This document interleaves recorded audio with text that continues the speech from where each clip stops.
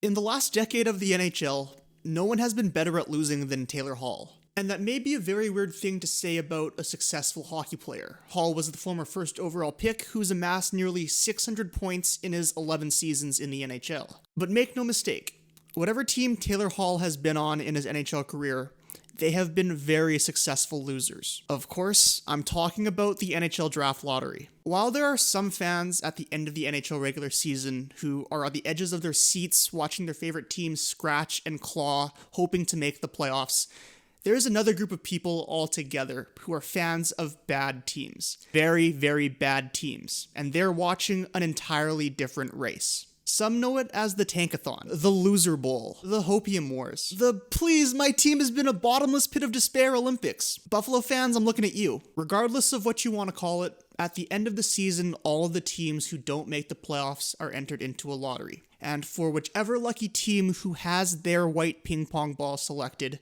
they have the chance to alter their course forever. In Taylor Hall's past 10 seasons, he has only made the playoffs twice. In his other 8 seasons, his team has won the draft lottery 4 times. You know, it's as if Hall made a deal with the devil and was like, I want to be insanely good at hockey and I want to win a lot. And then the devil was like, oh, you didn't specify what you'd win at. Enjoy 4 first overall picks, but then not being on those teams long enough to really reap the benefits of any of that. For as good as Taylor Hall has been, a former NHL MVP, it's honestly a crime he hasn't played more than 15 playoff games. The Boston Bruins, on the other hand, know a thing or two about the playoffs. They've been one of the most successful teams in the last decade, winning a Stanley Cup as well as making another Stanley Cup Finals appearance. However, their core is aging. Patrice Bergeron and Brad Marchand aren't getting any younger, and I mean, yeah, they have David Pastrnak and Charlie McAvoy to kind of come up and fill the void through the youth, but it really does feel like this current iteration of the Bruins don't have too many kicks at the can left. So for the Bruins to acquire Taylor Hall at the trade deadline for pennies on the dollar, it was a pretty good risk.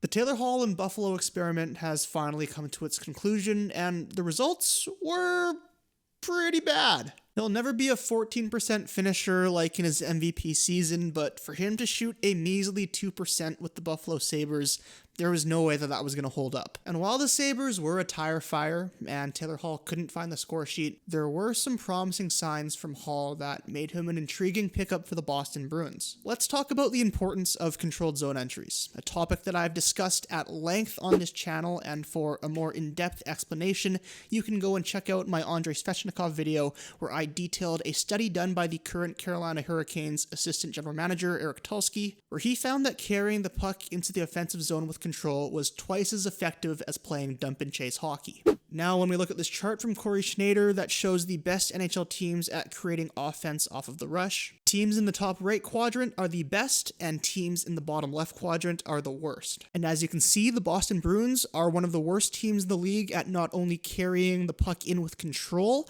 but also creating scoring chances off of controlled entries. In his time with Buffalo, Taylor Hall was second only to Jack Eichel in terms of successful carry-ins. And when we look at his production compared to Boston Bruins forwards, he is immediately the best Boston Bruins forward at carrying the puck in with control.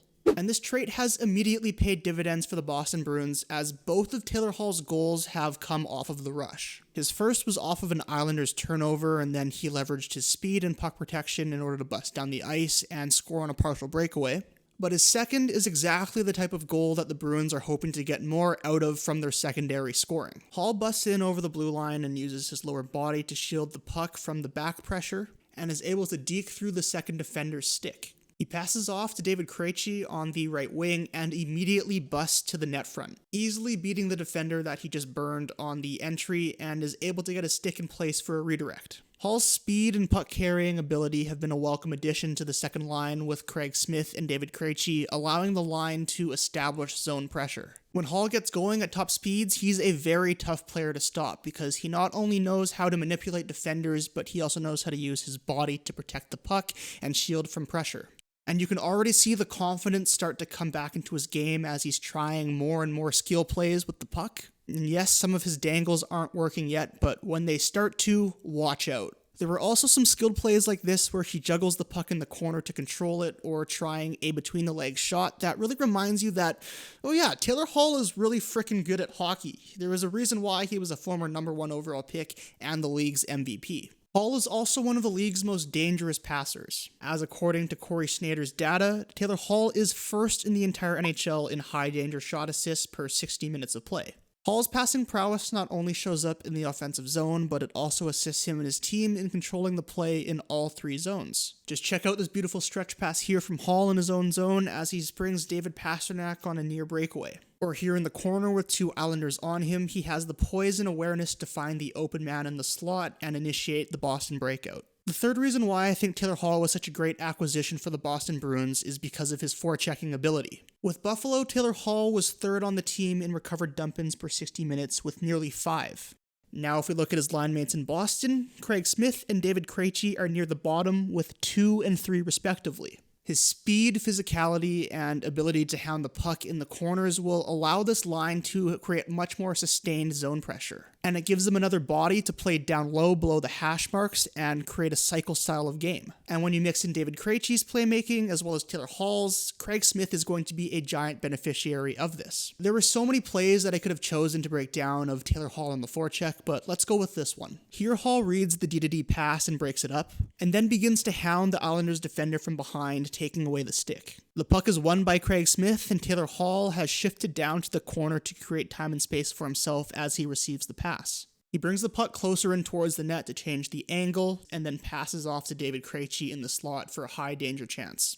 Alright, so before we get into my final thoughts on the matter, I'd like to talk about the fact that over the last 28 days, only 20% of the viewers on this channel have been from subscribers.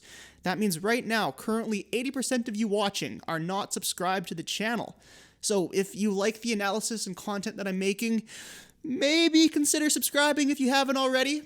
I'm not saying you have to, but I would really appreciate it, as it'll really give me more motivation to continue pumping out more and more content, as it is my goal to provide you with the best hockey content on the internet. With that out of the way, let's get back to Taylor Hall and the Boston Bruins. So far, the returns on Taylor Hall have been very, very good for Boston. In his first 4 games as a Bruin, Taylor Hall has controlled 59% of the total shot attempts while on the ice, 67% of the high danger shot attempts, and 65% of the expected goals. His line has also been heavily deployed in the offensive zone, with over 73% of his faceoffs starting in the offensive zone. And I think this is great usage. Taylor Hall was brought in to bolster the secondary scoring behind the perfection line of Brad Marchand, David Pastrnak, and Patrice Bergeron. And so far the line of Hall, Krejci, and Smith have provided excellent depth scoring. Let the bottom 6 and the Bergeron line worry about the defensive assignments, and let the Taylor Hall line become a true secondary scoring threat, pushing momentum further and further in Boston's favor, constantly wearing down the defense as they like to play a heavy, sustained possession-style game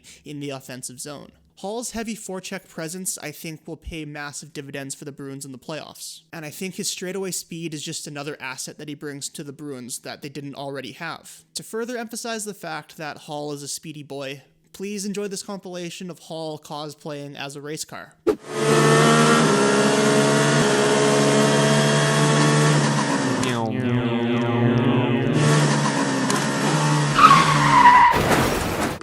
Yeah, that was a pretty dumb segment. So getting back to the question of if Hall has found a new home in Boston, I would say for the short term, yes. He's found a pretty good fit. It's probably one of the best situations he's had in a while, as he said himself that he doesn't have to be relied upon to be the main guy, he's just part of the supporting cast. And it's a team that's a perennial playoff team, they're going to make the playoffs, and he's going to have a chance to shine. But if I were the Boston Bruins, I think I would be viewing Taylor Hall as purely a rental. Like I said before, I think the Bruins are coming towards the end of their competitive cycle, and a player like Taylor Hall, who's only going to get worse with age considering the pace at which he plays hockey, I don't think Hall is going to be a good long-term fit in Boston. If there's a possibility of signing Hall to a shorter-term contract, then by all means explore that. But I would be very hesitant at handing out a 5th, 6th, 7th, or 8th year to a contract. Let me know your thoughts.